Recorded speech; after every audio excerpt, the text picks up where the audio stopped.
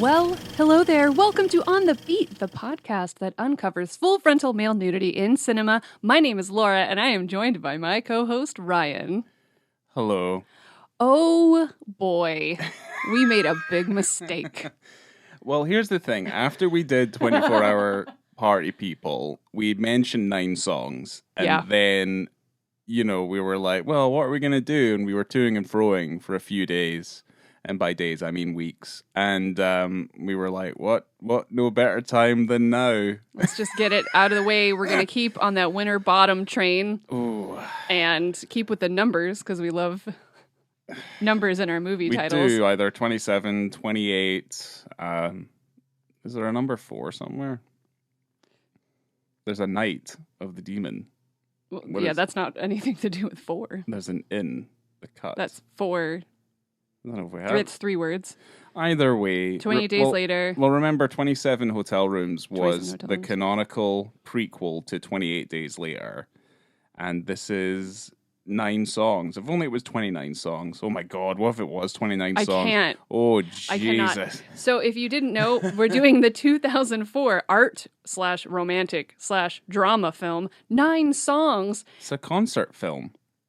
Is it? It's a porno concert film. Were But you it's aroused? not a porno. Because that means that you were aroused and that I was aroused. Who was aroused? Raise your hand if you also got a boner watching this movie. It was weird. You watched it on your own today, and I got home late from work yesterday, and I was like, I want to have more time today to do things that I want to do. And I watched it last night with the dog, and I was up till like 1 a.m, and there was a few moments where I looked towards him and he's looking at me and we're just shaking our heads with disapproval. Yeah. It's this, you know what? I'm not going to shit on it like I shit on In the Cut, but I think this is a weird product. Yes. I also am not going to shit on it because I did not hate this motion picture. I don't know if I hated it either. No, but it's not. Because I appreciate it and I get it. I get it, Michael. I know what you're up to. I think I understand why. He did explain why, which I will explain later. Thank God. I'm glad that we're going to get some explanation because I'm more beguiled by the experience. Kind of confused, a little bit lost, and slightly icky. I also feel real gross. Yeah. Oh God, and I can't even. Well, we're pretty seasoned as well. Oh yeah, we are not prudes. Yeah, we're not prudes in any way, shape, or form. I've seen a pornography.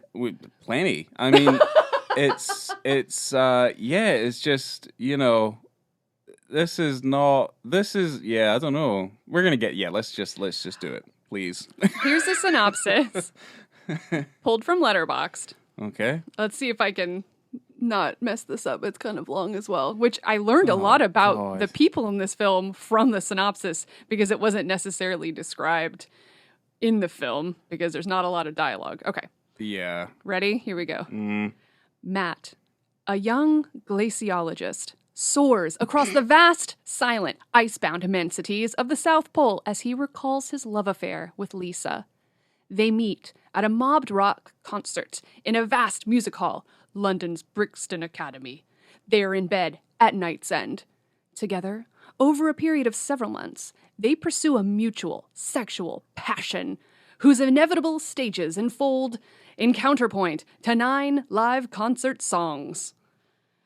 What a fucking misleading synopsis that is. An arcticologist? A glaciologist. A glaciologist? In some places it explains him as a geologist. I'm not going to lie. That shit that was in the movie... Ice science. Ice science. That stuff's actually fucking interesting. Him going down on her fucking 7 times in a row is not that interesting after the 3rd or 4th time. I was more intrigued. I was like, whoa, what are they going to do with the ice? And like, that was all I was kind of really interested in at one point. And, I've never had to, and I said this to you before, I've never had to write Antarctic as many times in this one concentrated period of time in my life than I have other than making the notes for this film. I also spelt it wrong the first couple of times as well. Do you want to spell it right now? Nope. All right. It's Antarctic. Yeah. Yeah. So I spelled it correctly. Like the bit I missed out a C. Arctic. Yeah. So it ended up being Antarctic. So I see what you did there. Yeah. Yeah. It's okay though. I put the C back in. Yeah. There's a lot of C in this. That's incredibly misleading because because it also says in counterpoint to 9 live concert songs. So in order to understand their relationship properly and the progression of this sexual passion that they have for one another, am I supposed to know the lyrics of all 9 songs and understand the backstory to these tunes?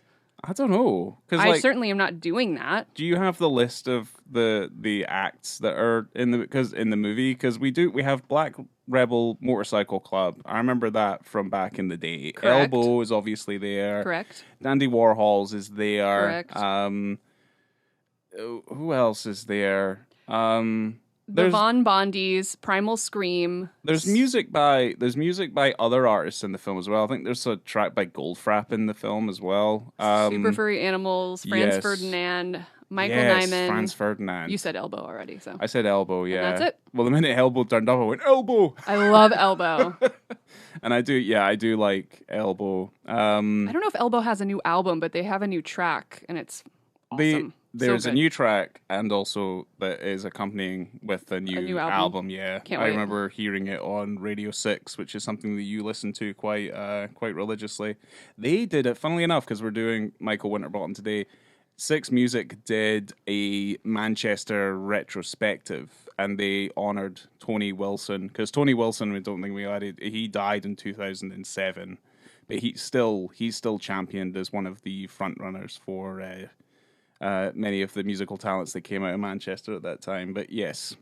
Yeah, they still do like their 6 Music concert, and it's in Manchester. Yeah, it was their festival. So, Anyway.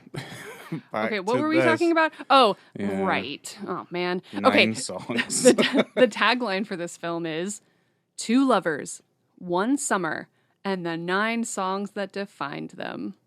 Defined. Yeah. See, you have another thing where the music is defining their relationship.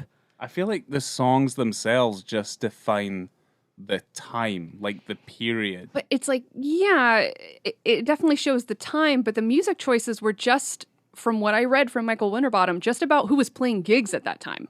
Yeah, so it's just, who was playing, we'll go record there. Right. So I'm assuming, because they probably just got permission to film there, I don't think they set up the gigs themselves. I think the gigs were just happening, right? That's exactly what was happening, yeah. Yeah, see, because I thought there was maybe a little bit more thought towards this. The thing is, when you look that's exactly me too. When you look at the cast list and you look at the crew list, I mean, it's not any more than like 10 people. This is very cheap. This is made very on the cheap. For sure. It's all completely digital, and it's probably post-processed, even if that goes that far. And it's incredibly low budget. It's incredibly candid, and I guess like kind of with the how the way it's shot and the way that it's portrayed. Yes, it is incredibly candid. It's incredibly cheap. I'm really clutching at things to kind of like champion the film just a little bit, because it's a whole lot of nothing. That's the problem I have with it, is that it's very formulaic. And I do have an issue with films that include a number in their title, because you do feel like, okay, this is 67 minutes long. It's very respectful of your time. It's 69 minutes, bud.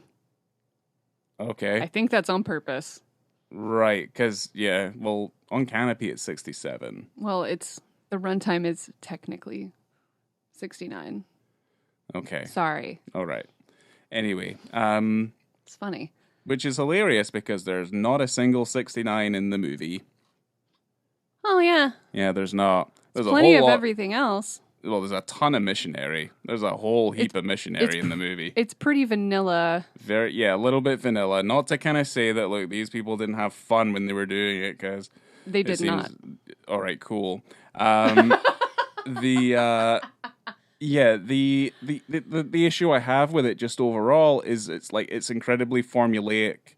And eventually, because this is what my review consisted of, was that I ended up counting the songs because I knew when it was going to end. Like, I knew when it was going to finish. Because... You could usually tell when they were going to finish. Pretty much. Hey! Yeah. Wow. There is so much... Okay. All right. I mean, it's very simple. It's very basic. It's songs. It's like Antarctica... Sex song. Yes. Sex song. Snowfields in some Antarctica. Snow. Sex song. Chopping and then up some ice. Some climax, and then it's over. Figuring it out. The ice. The story of the ice. When you're more interested in the ice, and the film's just full of sex, I think you've done something incredibly wrong.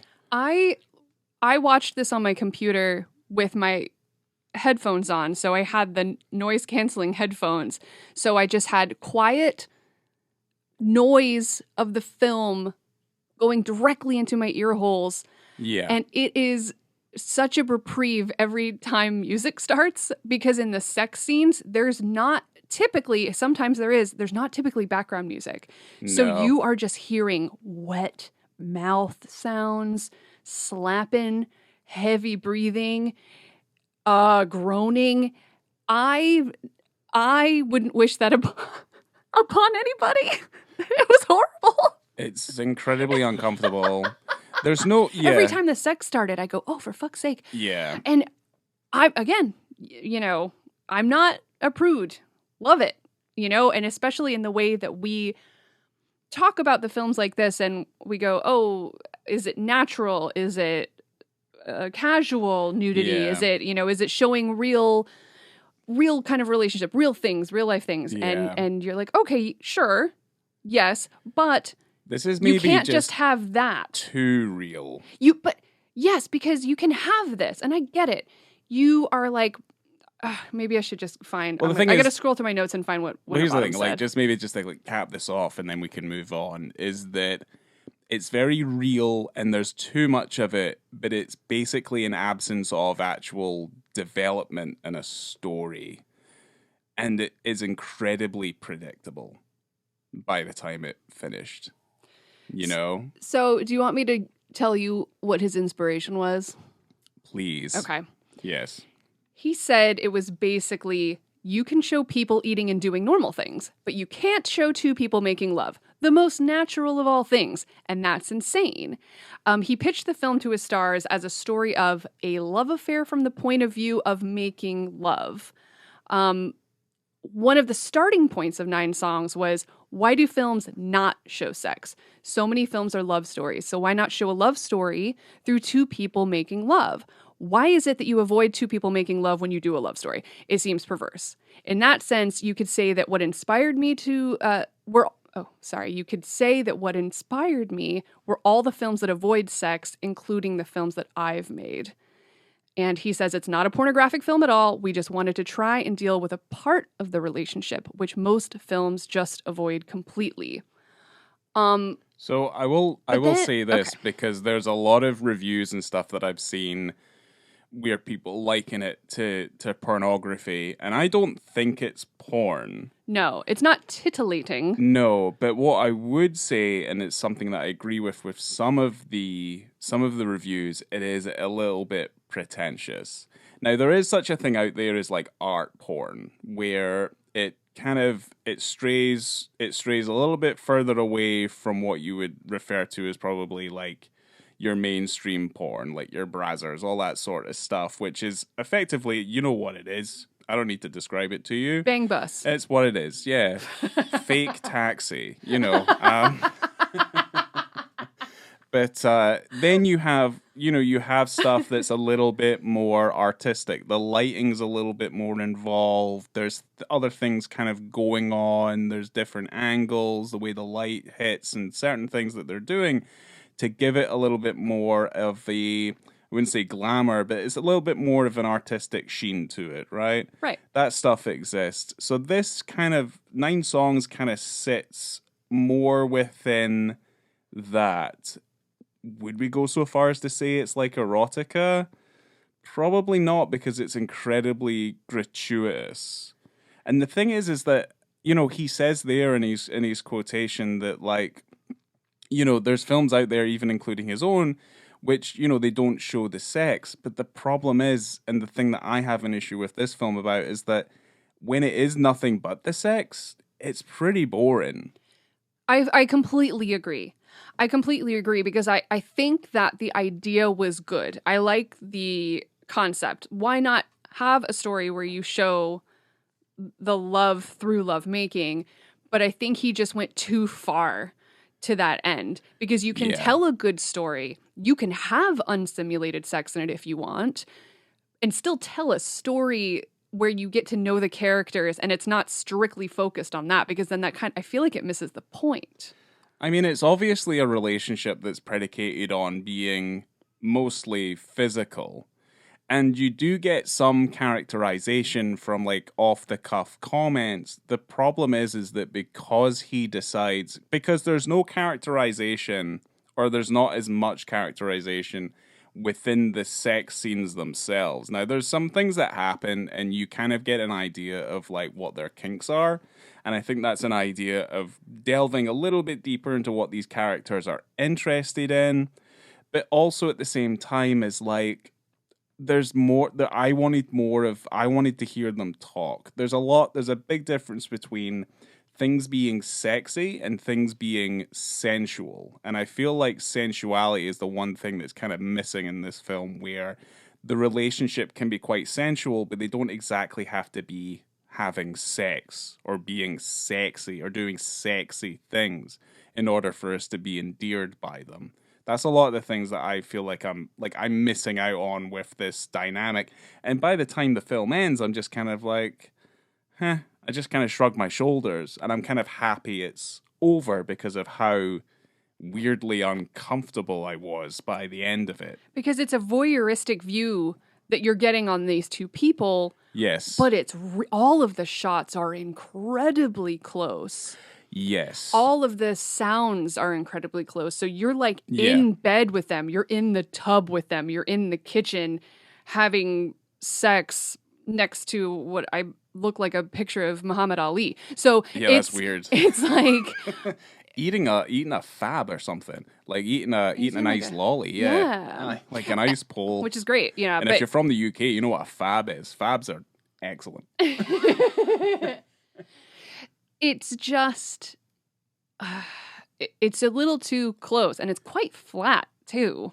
Yeah, incredibly flat. You know? So I think, like, I mean, by flatness, I think you mean, like, emotional flatness, you know? Like, there's no stakes. It's just like the window's open or the door is open and we are peering in. And then that's it. It's like the stakes for their relationship is if he's not giving her a climax and an orgasm, then the relationship's over. Because that's exactly what happened. Pretty much, yeah. Like, that's the... Oh no, she learned how to pleasure herself. Looks like my job is done. Weird, yeah. Sad piano, sad boy watching his girlfriend. Yeah, bit of gold frap. It's like, oh no. I'm pretty sure that if your I'm pretty sure if your girlfriend has a vibrator, I'm sure your relationship's not over. Friend, no, calm down. Bring that into the bedroom. Have a little bit of fun. Yeah. Play with it. Stick it on his taint. Do what you need to do. Get it done.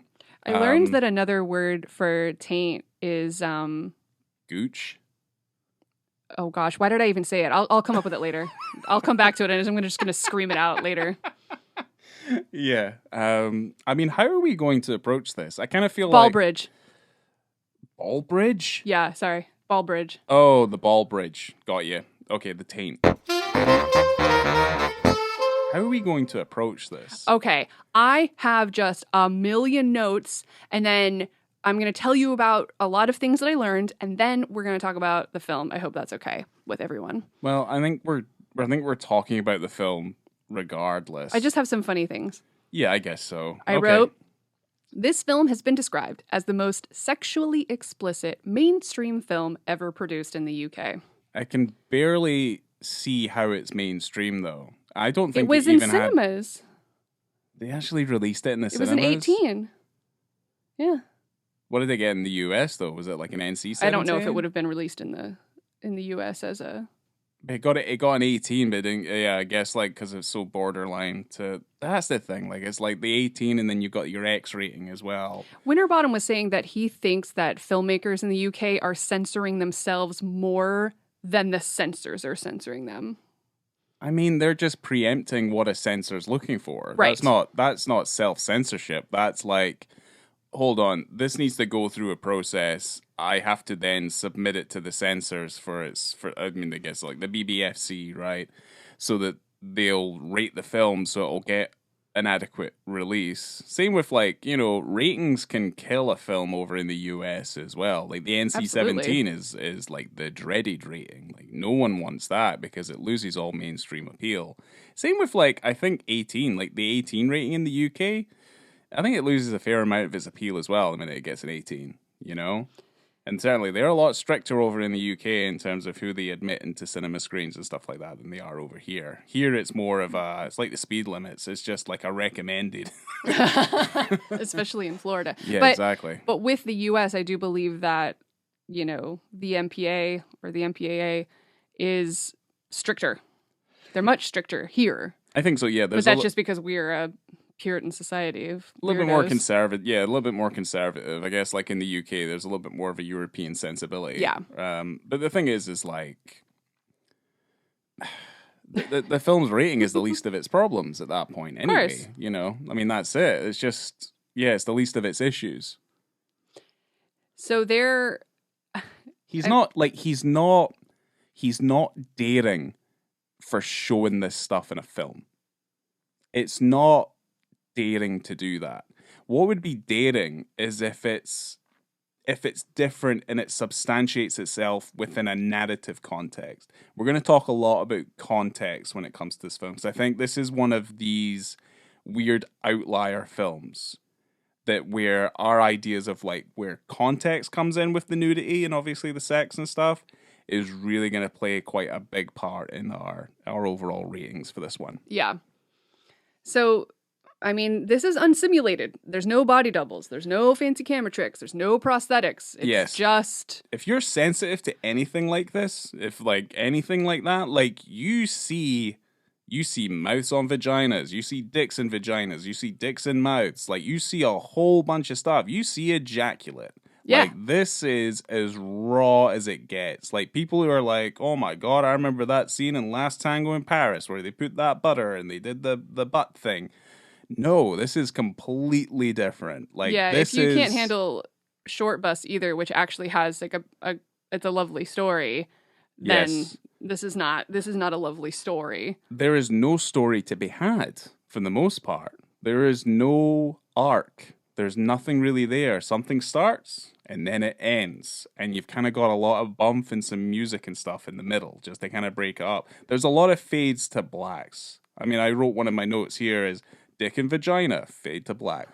Yeah. There's a lot of that. But the thing is that I'll say, and I think I quote Adrian Lin like an awful lot, is that when he put together sex scenes, I think a lot of American directors, even UK like a lot of British directors, they do this where it's kind of like sex and making your performers have sex on camera is a very uncomfortable and weird process. And if you're doing that and they're displaying those sorts of ideas within those scenes, that's going to transpose to your audience. So for the most part, Adrian Lin wanted sex to look like it was people having fun. Like it was meant to be fun. It's meant to be enjoyable. It's meant to be, because there's a lot of tension that happens in a situation like that. Right. What happens in 9 songs is kind of like you're the person sitting in the chair and you're just kind of watching them hammer away at each other. Yeah. And you're just kind of like, okay, can we move on to the next thing, please? Yeah.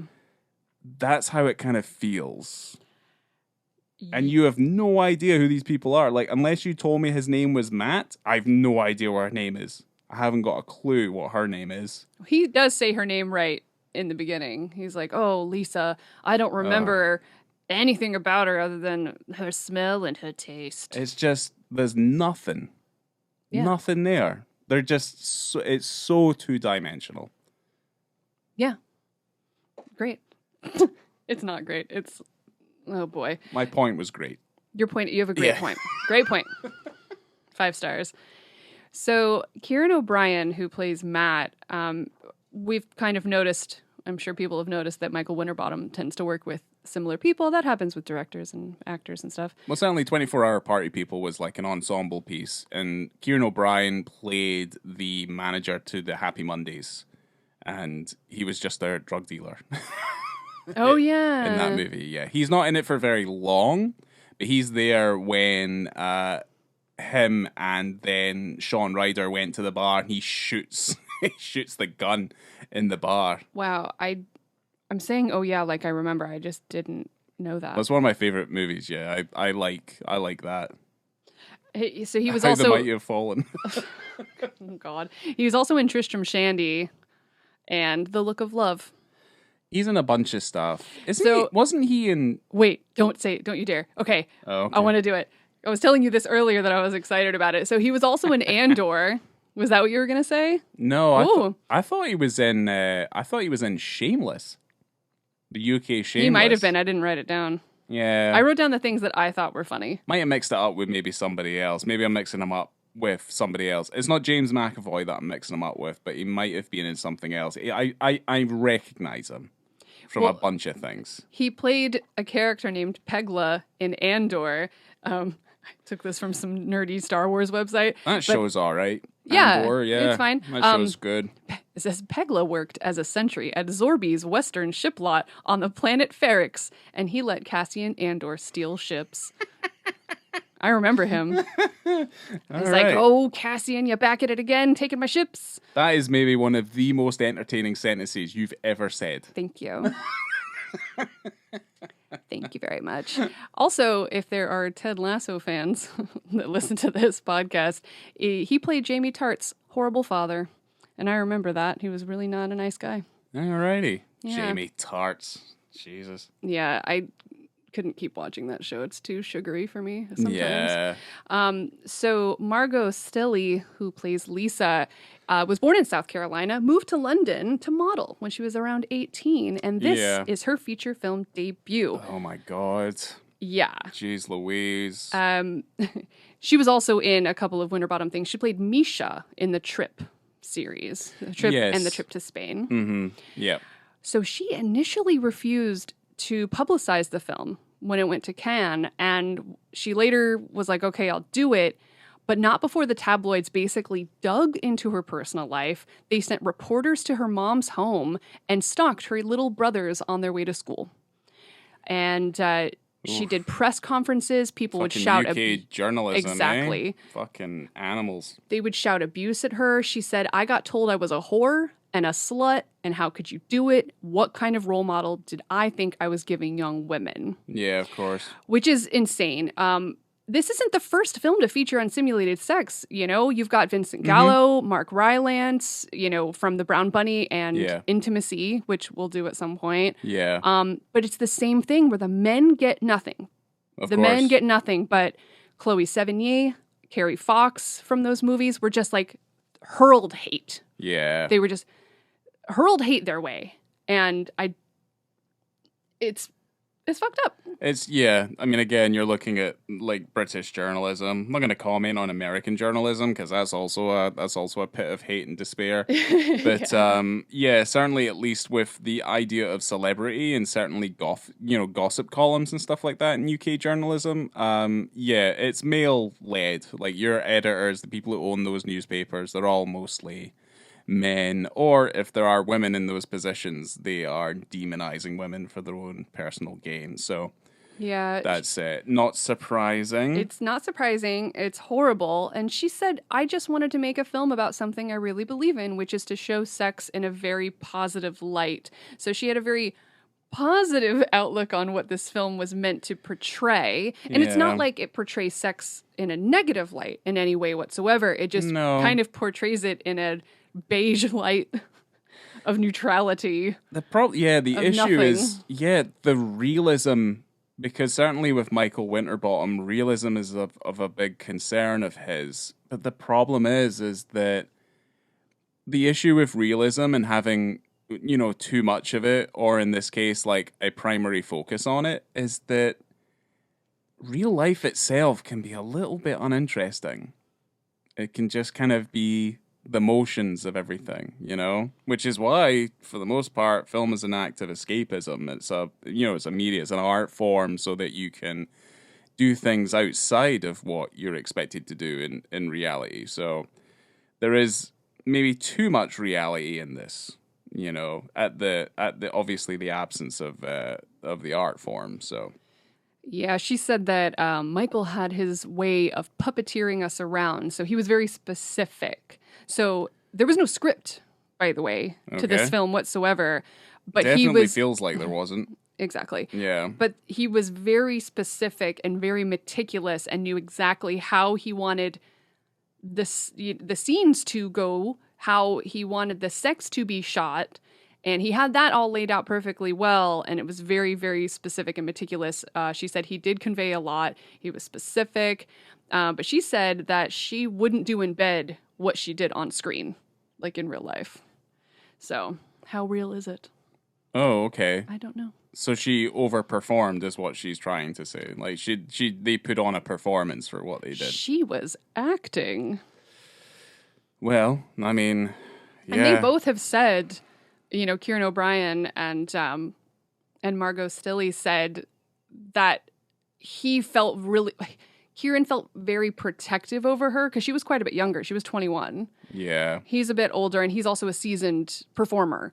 This is her first, film role. Yeah. She'd done modeling and stuff, but he felt very protective over her because it was a really male-heavy crew, and he felt like protecting her. And she said, this was a job. I felt nothing. Like I'm not quoting her exactly, but she said, there was no sensuality. There was no like connection. There was no pleasure in what they were doing whatsoever. Ooh. Which is not to say she I didn't find anything where she said she felt unsafe or unhappy. I think she was happy with the role and her work in the role, but in terms of the sex, I think people were being creepy about like, oh, did you love it?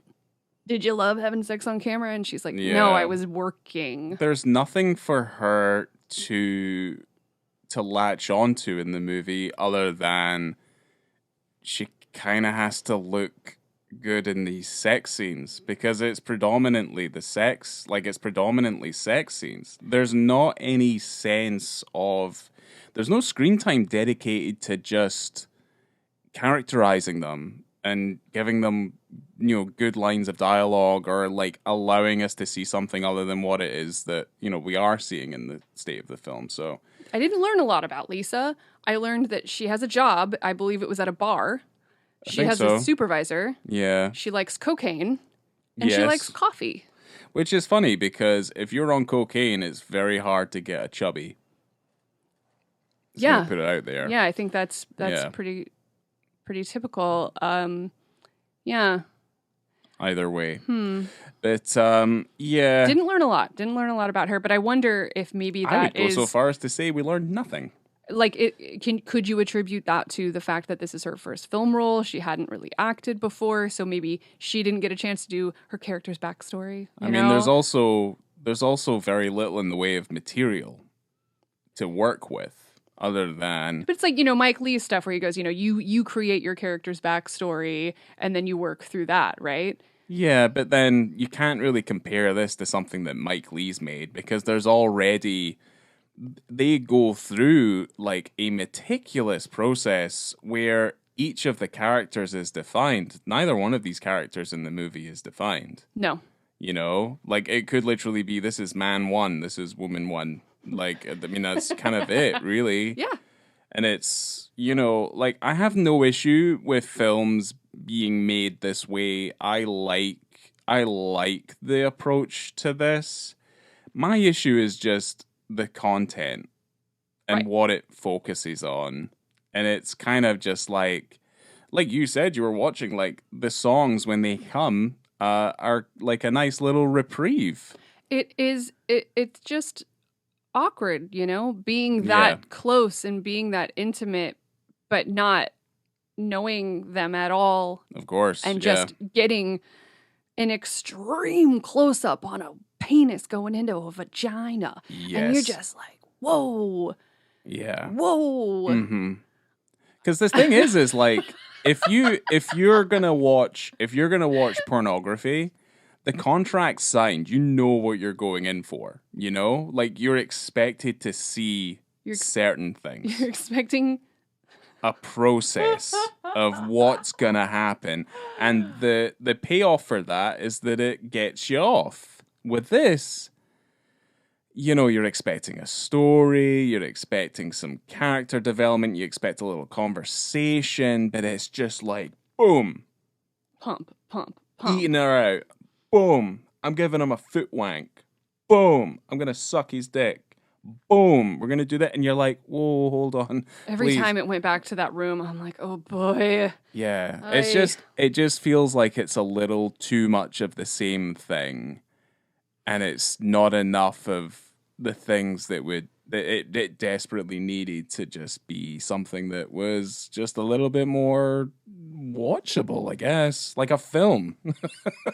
Like a film. Like it needed to be more like a film. Right.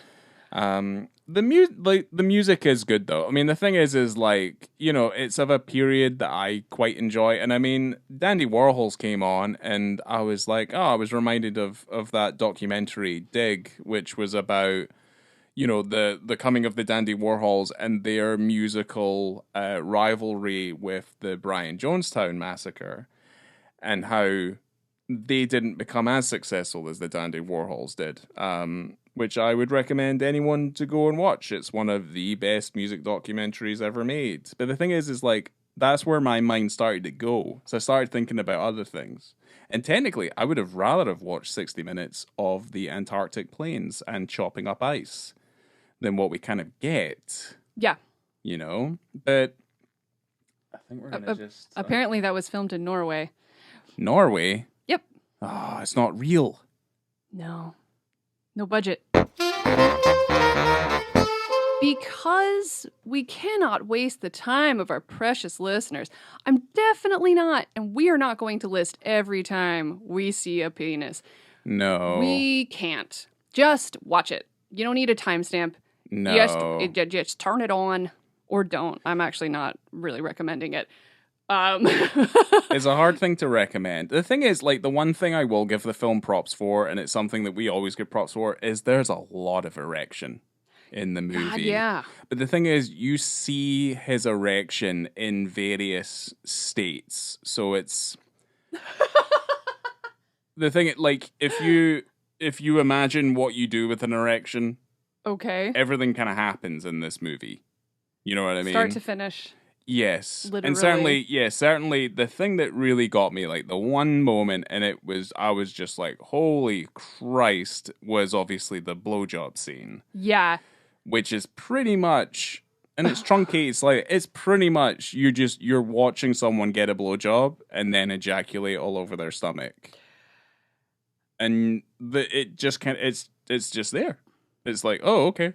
And it just kind of happens. You hear kids playing outside while she's going down on him. Oy. I didn't like it at all. It was in my headphones. It was so loud. All the wet mouth sounds.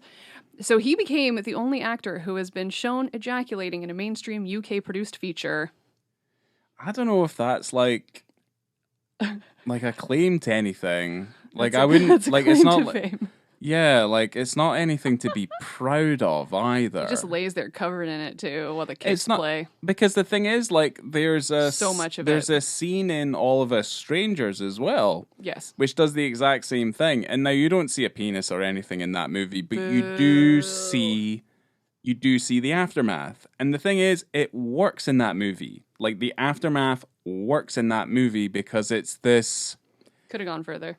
It could have gone further. It could have gone further, but the thing is like that story, at least as far as I'm concerned, like, there's obviously people out there who don't think the film is as good as I think it was, but it shows a level of like intimacy and of this relationship, and I guess like it's maybe more interesting because it's a homosexual relationship as well. No, that's not what makes it more interesting. It makes it more interesting because it's a good story and it has character development and you care. I think that film's just really well put together, and I do think it's more interesting because it's a homosexual couple as opposed to a heterosexual couple. I wouldn't have probably as much interest in it if it was a heterosexual couple. Yeah, they're boring at this point. Yeah, pretty much vanilla. Yeah, but yes, that they're also beautiful men. So they are. Yeah, they are very pretty. But the thing is like in 9 songs, it's like, you know, like we all like eating cake. Like we like eating cake. Oh my God. I like cake. But you know the process of making a cake? Okay. Fucking boring. I cannot be bothered with it. I'd rather just have the cake and everything's fine. In this process though, I mean, there's extended shots of him just hammering away at her and the camera's over his shoulder. And I just like, part of me, like, I was like, imagine what this looks like to like the PA. Like what's going on? And then the camera cuts and you're like, what was the purpose of that? Like, what was the purpose of having a shot that's extended like that literally is just this, and it's focused on her, and she's blindfolded, and she's tied to the bed, and you're just like, what was the point of that? I mean, in terms of what story we do have, I suppose it's just showing a crescendo and a plateau. Because it's also kind of like this relationship is predicated mostly on like a physical relationship, because that's all we're kind of shown. As for everything else, like we're not really shown much in the way of like an emotional relationship between the two of them. All we know is you can see them getting more comfortable with each other, because I thought that they were just, you know, for lack of a better term, fuck buddies, is what I thought this relationship was. But you can see them getting more comfortable with each other. You can. I thought they lived together. I thought so as well. Because there's 2 or 3 different domiciles in the movie. And a couple of them, I think, one is definitely his place. And the other 2, I think, are like holiday houses. But there's not an awful lot of like explanation as to like where they are geographically, other than obviously you have Brixton Academy, which is kind of like the overall centerpiece. You know they're in London. You're just not too sure where they are. They're like for some of the rest of the time. Did you understand in the film that she was meant to be in university? No. I read that in many, many different articles that I read about this film, and I go, that was never portrayed. Never portrayed whatsoever. And you know, you can tell that she's younger. You can tell that she's a younger person. I mean, is that why she left? It was just kind of one of those university things, and then she left to go back to the US? Potentially. That maybe that was the reason. Was studying. I mean, the thing is like, that might have happened, but the problem is that... we don't know. The sound is recorded so fucking poorly. Like, a lot of their dialogue, whatever there is there, you don't really pick up. I could hear it because I had my headphones in. Yeah. I could hear everything. And also, I was just deeply unfucking interested. Like, there just wasn't enough there for me to get my claws hooked into it. You know? I wrote down a couple things like a lovely breakfast hand job. Yeah. Bathtub foot job. Squeak, squeak, squeak. Yeah, I wrote that down as well. That's the one thing. I do like the fact that like when she moves, and it happens to everybody who's ever tried to do anything in a bath. Yeah. Is that you just hear that like on the floor of the bath. So, you know, the one thing I thought was kind of fucked up and it was kind of weird, like when she puts that stiletto into his chest. Oh, I don't even know. I don't remember that. You know, she stands on his fucking chest. She's wearing those big stiletto boots. Wow. This is after the strip bar and all this sort of thing, and they kind of reconcile with each other. Yes. Yeah. You know what bothered me is he's always putting his fingers into her eyes, like the mountain and the viper in Game of Thrones. Like he's going to poke her eyes out with his thumbs. Or fucking 28 days later. Yeah, also that. Fucking pokes it. That is... that He's always gonna gouge her eyes out with his always thumbs. freaks me out. But that's like, yeah, like He does that's it a lot. He does it several times in the it's movie. kind of weird. Like he's like trying to blind her. I don't really get it. As like if it was like an action movie or that, like that's like a go-to thing. I think that's one of the most fucked up things you can do, other than like ripping someone's fucking ear off or something. Like it's so fucked up.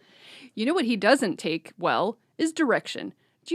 If you were to count how many times this woman says harder and faster, he doesn't comply. No. Ever. No, he doesn't.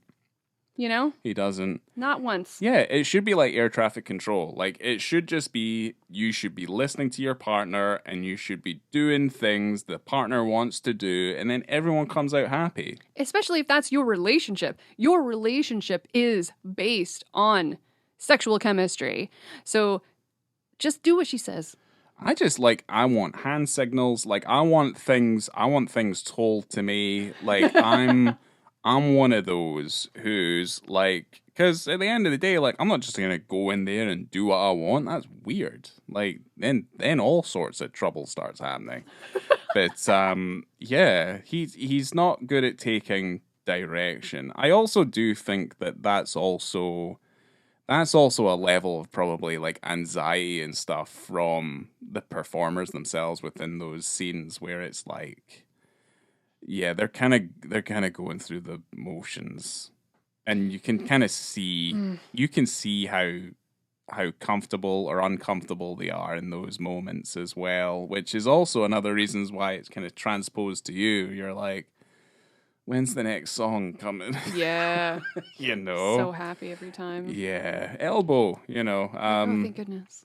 I can breathe. It's a weird experiment of a film, and I just don't think it's particularly accomplished. No, I don't think so. Again, I like the idea. I just don't like the finished product. The execution, yeah. And I think that this could be integrated more into film. I don't know if I mean, you have movie magic. It's called that for a reason. I don't need to see a P going into a Vg. But if you're going to do it, you know, at least use it properly. Don't just have that for the sake of having it. You don't need unsimulated sex just to be cool. Why have 6, 7, 8, 9 different sex scenes when you could just have a good story and one really good one? Yeah. That everyone remembers, you know? Like it just doesn't correlate an awful lot of sense to me. Does not need to be the whole thing at all. It was screened in front of a selected preview audience in 2004 at Cannes, and I was just thinking about it because I had the headphones on, right? And you just hear hot breath. I already described it. You hear all these noises, and I'm just imagining sitting in a theater with your friends and peers, listening, watching sex together with these people. Yeah. And there's so many scenes, like I said before, there's no music. It's just sex sounds. And you're just sitting there in the quiet theater. You'd probably be wriggling in your seat a little bit. I was wriggling in my chair watching it alone. Yeah. I was like, boy, oh boy. Yeah, there was plenty of times I looked down at my phone because I was like, I don't know if I really want to watch any more of this. Because, I'll be perfectly honest, like, it wasn't bad enough that I would switch it off, but I would switch it off for a different reason. Just because I'm like, this better go somewhere, otherwise it's going in the bin. It goes right to Antarctica. Yeah, and also, I know it won some awards for cinematography and stuff. I do not think the film looks good. No. It does not look good in the slightest. There was one scene when they were in the kitchen, and he goes, I'll make you some coffee, but they ended up doing each other instead. Yeah. But there was some light in the window. It looked like it was golden hour, and I thought, nice.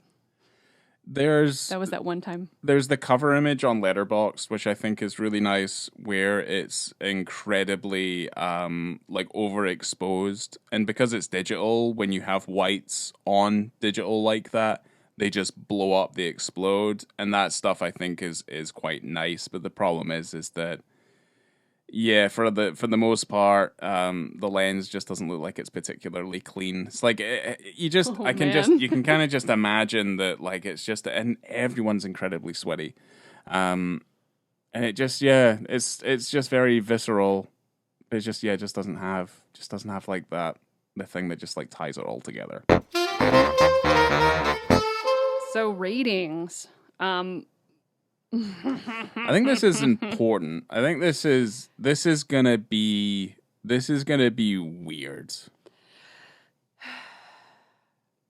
I don't know if I can give it anything less than a 5 in terms of this because of what the movie is, what it's trying to be and trying to achieve. It did that. He did make a movie about love, question mark, through love making, question mark, but it didn't really feel like love. He did yell "I love you" at one time when they were at the beach and he stripped down naked and ran into the water. Yeah. And she also said she loved him, and I thought more of that. Yeah, more of scenes like that. I liked I'll that. take the gratuitous nudity if it's like that. Because I was still at that moment thinking that these are just a couple of people that like to have sex with each other, that have that chemistry. And then he shouts, "I love you." And I was kind of blown away at that moment because I wasn't expecting that from their relationship in any way. You at least expect, like, further on down the line, there's going to be a level of conflict where maybe one person feels differently than the other, or, like, if they had an agreement, one is going against that agreement, or whatever. Like, there would have been some level of strife within the storytelling. But that doesn't obviously come to be. But you have love. You have love. And I don't think the love is shown. The love is said. You know, I don't see love there. No. I see porkin'. Yeah, it's just... Heavy, sweaty porkin'. Yeah. Because I think you can love someone and have sex, but I do think there has to be a separation at some point. Where, yeah, I hope so. Because there's the intimacy and the sensuality, which don't necessarily need to correspond to just hard fucking. It was interesting that the love came in, and I wasn't expecting it from these two characters. It also means nothing. Well, as well. In it film, happens, but then it just doesn't. In a film with so little dialogue, with so little development in terms of the characters, and so much penetration. Yeah. It's just, I was like, love is thrown in there. It really kind of blew my mind. Yeah. So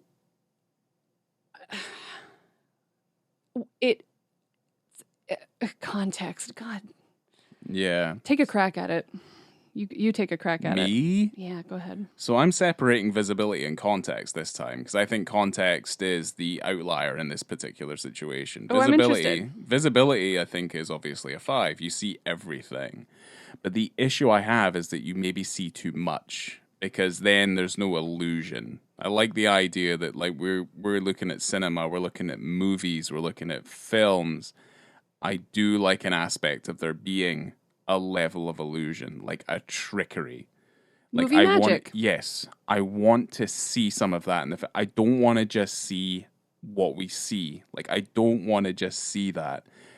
And this is where context comes into play because this was all I was thinking about when I was watching the movie. I was just like, what does this mean? Like, why with all of this? Because this should be like a 10-beller sort of film for us where we're just like, oh my God, this is one of the crowning moments of the podcast because it's just filled with so much cock. It's like... True. But the problem is it's filled with just too much. It's filled with far too much. There's nothing but this. And call yourself an art film or call yourself this or that. Like, I don't want to shit on the film for what it effectively is. But the problem here is that this is all it is. It's this kind of sum total in nothing. If it had a good story, if it had good character development, I could quite honestly forgive a lot of the uncomfortability that I get from the sex scenes effectively. Because that's where this is where the most criminal element is that you're looking at it, but you're like, this feels weird. I don't like looking at this. I don't like what I'm hearing. I don't like what they're doing. Like, you're kind of you're detached from it every single time that happens. And contextually, okay, they're having sex, things are happening, and we see everything. But does it add anything to what this is? But no. But that's the thing about it. If you take it away, you have nothing. Yeah, there's nothing there. You have a good 20 minutes of music. Or maybe no, it wouldn't be half an hour, but... The percentage is, I think, between sex, songs, and snow, is there's far more sex than there is songs. So it's like 10% snow, 30% songs, and 60% sex. Pretty much. Yeah. Because but you're right. Like, does it add to it? It has to add to it because then you are left with nothing else. There's nothing there if you take it all away. Yeah. Because he didn't do anything else. No. So if you look at this in terms of an experiment, I think you called it an experiment. I did call it an experiment. I think that it works better in that way as an experiment. How far can you push this element, and what can you get away with, and what will people accept? I feel like the market in which it sits in, which is like the mainstream market, is completely the wrong place for this to be existed in. Like, it does not need to be there. Like, there's no mainstream quality to this. And he said over and over, this needs to be seen in the cinema. And I go, I mean... It's painfully uncinematic. Yeah. That's the problem, is that it's moving pictures. Like, that's it. Really. Yeah, I mean, you have... Just by virtue of the fact that you shot it on a camera, like... That's it. It's painfully uncinematic. Yes. So, yeah, I'm sorry, dude, but I don't agree with you there.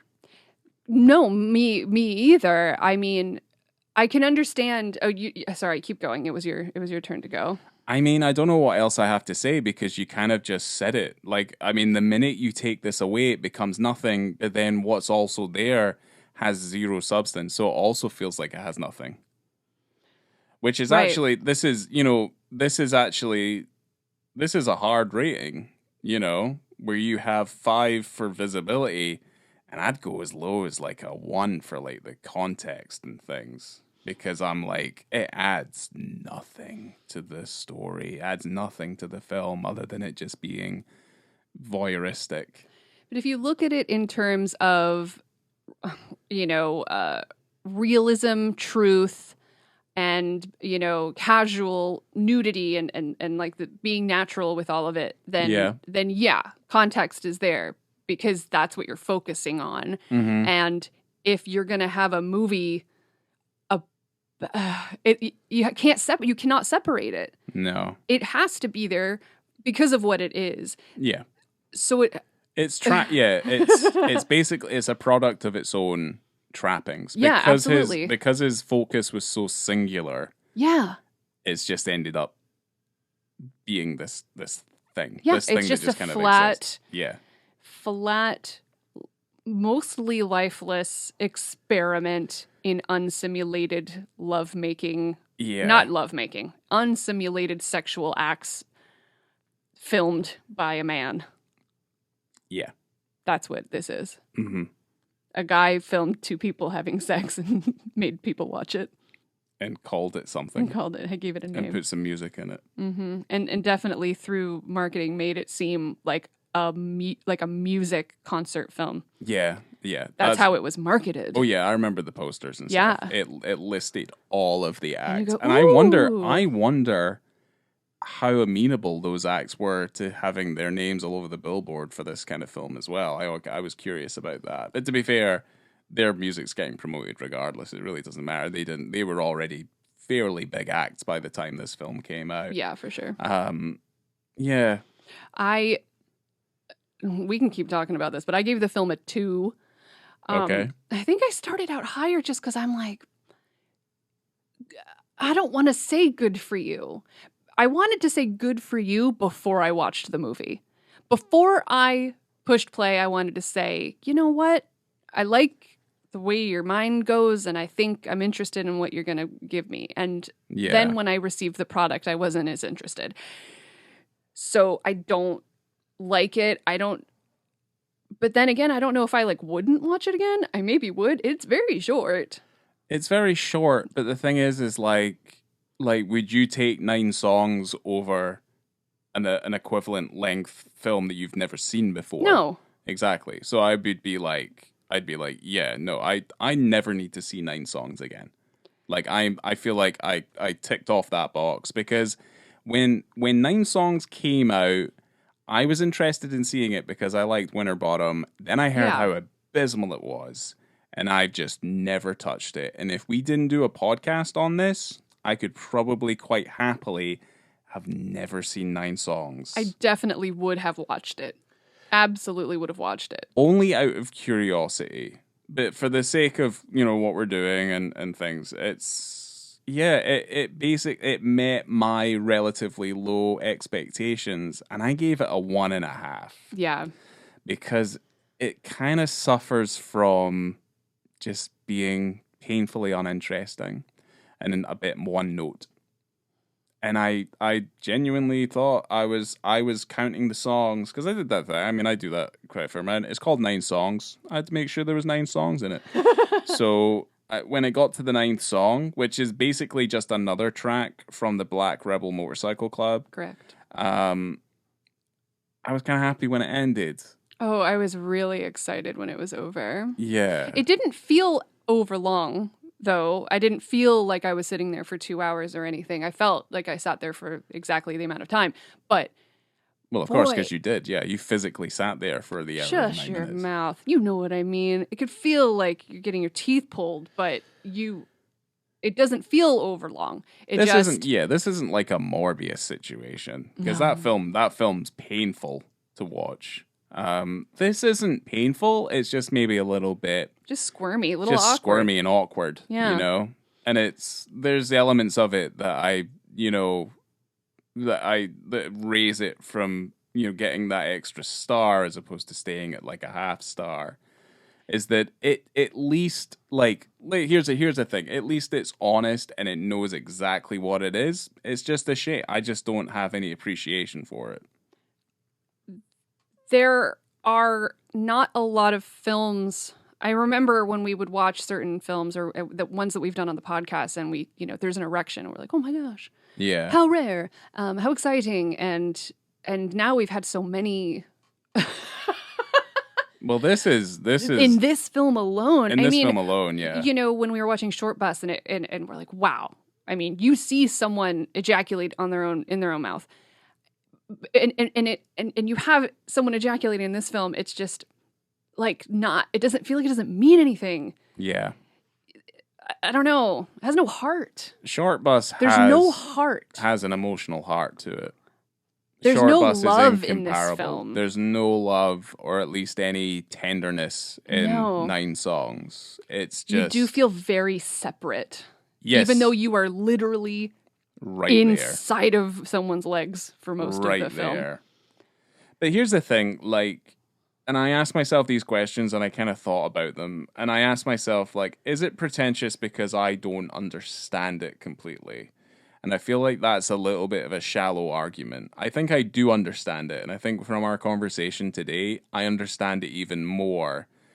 It's just that it just does not click with me whatsoever. To the point where I'm just like, well, I mean, is it even any good? And then also, I say this to Michael Winterbottom. I was like, because I feel that way about this film, what you put the actors through, what was it for? And I don't think he's given me a good enough answer to justify putting the actors through this, and certainly the stuff outside of the film as well, to really justify this film's existence. And the abuse of your main actor.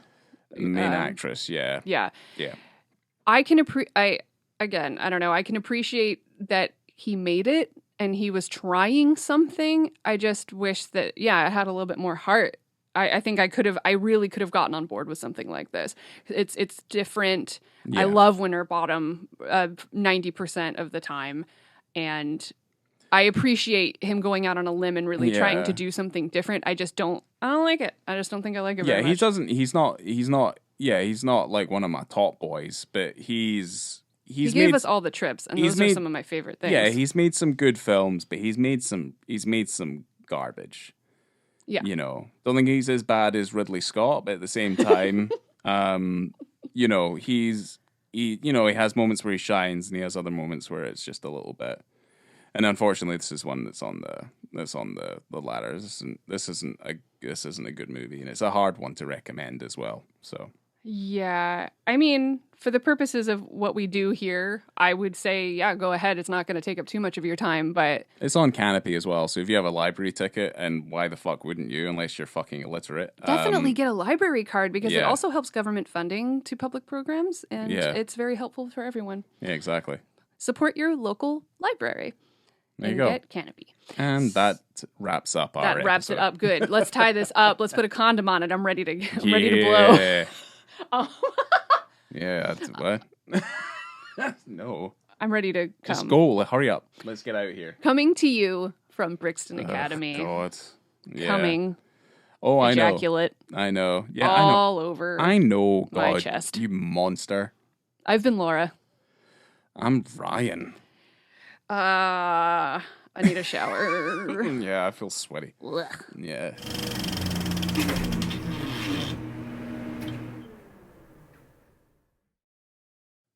You have 30 seconds. 25 seconds. Fuck. Hurry up.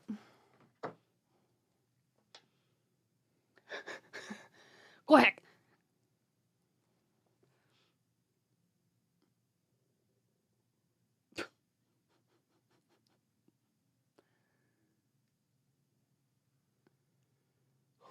Oh, thank God. That was close. Yeah. We're up to date on I recorded all of that.